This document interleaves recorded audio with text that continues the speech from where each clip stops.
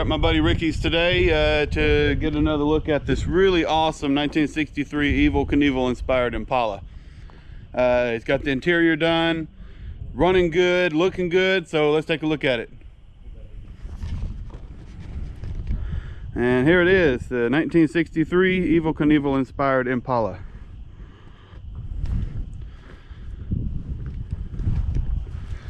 Got the interior redone and it looks just beautiful.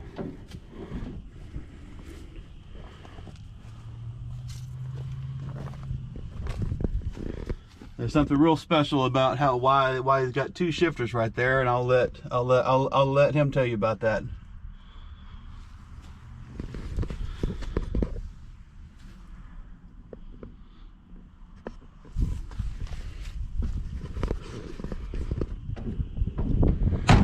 These wheels just look awesome on this car. Yeah. Nice big fat meats on it too. Something about red, white, and blue and Keystone Classics, man. Just that Sox Martin look. Mm-hmm. Just a gorgeous car.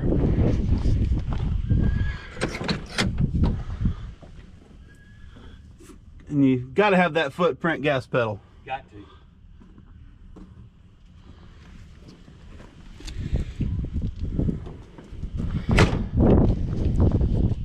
This car's got a really awesome story to it, and I'm gonna let my buddy Ricky finish it out. So tell us why this car is so awesome in its state and it's not going to change outside like this. Yeah. Well, I acquired the car from a mutual friend that we race with named David Tanner, and David had this car in his possession, and when I was doing some work for David, helping him on a hot rod of his, went to dinner at his house and saw this car in the backyard, and man, just fell in love with it. And anyway, offered to purchase it, and at the time he said it wasn't for sale. And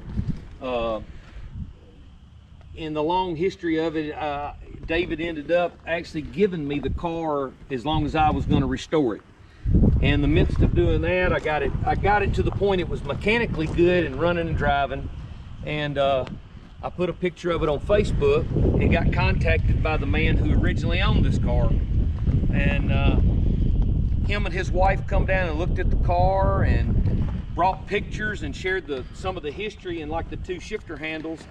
He raced this car predominantly, and so the two shifter handles were because on the street the long shifter handle was great for driving, but it made the throw too long to grab gears, so he welded the shorter handle for racing so that he could shift and make a shorter throw of the gear pattern and make it easier for racing. And so I wanted to replicate that, try to keep some of that history involved in the car. And anyway, he's offered 2 or 3 times wanting to own the car again, and I understand that. It was his original car. And so one of the things he really desired, he liked the fact that I'd restored the interior, but he wanted to leave the exterior. Like he said, that's still my paint job on it. So he's actually Hug? No, he's not. Nobody knows who Hug is, believe it or not. Oh, wow. He can't even remember. Whoever painted the car, I think it was kind of maybe an inside joke, put that on there, but he can't even remember what that meant. Oh, okay. But I did get to fill in all the gaps, and the valve covers and the intake and the headers that are on this motor were the original pieces that he had on the car. When I acquired it, there was no motor or transmission in it. But I did know the details and so we built the motor that's in the car is almost an exact copy of what he had in it, and transmission, same thing. Tried to keep the car really true to it, what he had done. But anyway, in the past few weeks, he and I have talked, and I've made the decision. It's hard to, but I've made the decision to sell the car back to him and let it go back to the original owner.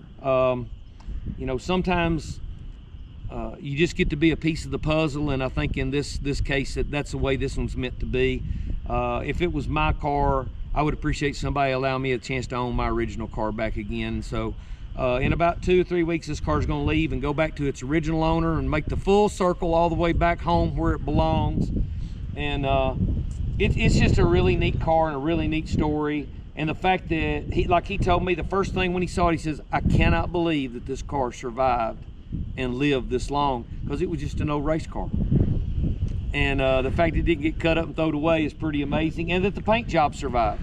Yeah, You know, that's even more amazing. That in it the didn't day get, it was yeah. a cool paint job, but later on this wasn't a cool paint job. So you know, somebody would have painted over it, and yeah, the fact that it survived and made it is a neat deal, and the fact I got to be part of it, and it's hard to let go of because I'm a huge Evel Knievel fan, and the Evel Knievel paint job is what sold me on this car. I mean, I'm not a big Impala guy, but I'm a huge Evel Knievel guy. So, but it's going back to its rightful owner, and I appreciate the Lord allowing me to be a part of that.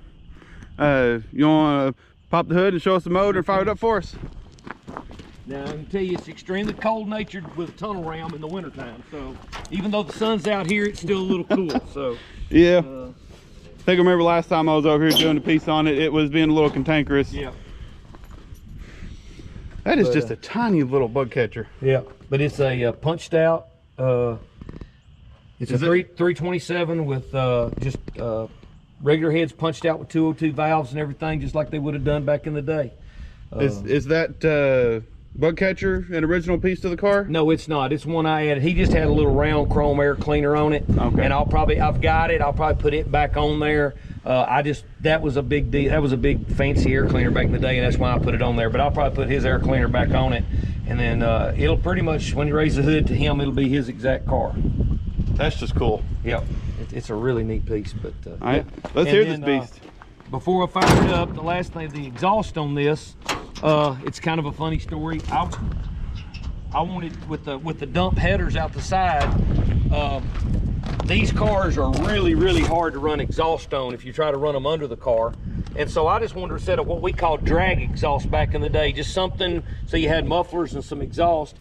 But I wanted those thrush mufflers. That was the big deal when I was in high school, man. I mean, so you wanted everybody to see that thrush on the side of the mufflers. And I hunted and hunted forever, and I finally found a set on eBay and got them from a guy and put them on there. And when Maurice, the guy that originally owned this car, come to see it, the first thing he says, he says, "Man, I love the exhaust." He said, "Other than it being a thrush muffler, those are identical to what I had on it." Oh, wow. He said, "I just had glass packs on it, but it was the same." He said it dumped exactly like he had it. So that made me feel good that even though I didn't know it, it ended up being exactly like he had it. So anyway, but let me fire this thing up, see if it's gonna pop a couple times, but we'll get her cranked up. Oh yeah.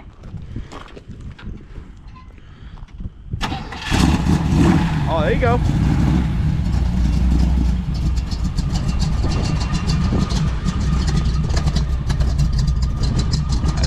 That sounds nice. Yeah, it's got a real nice cam in it. Real nice.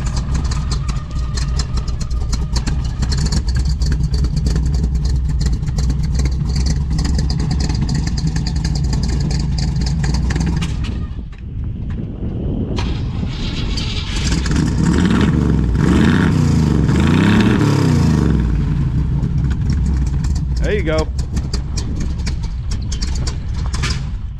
Thank you for letting me chronicle your adventure with this car. Yeah, man. Glad to do it, man. Glad to do it. Well, there it is. There is the very awesome 1963 Evel Knievel inspired Impala. And Ricky's just got all kinds of cool, awesome cars here. Check out the playlist I have. He's got all kinds of cars here. But there it is. There's the video, and I'll see you in the next one.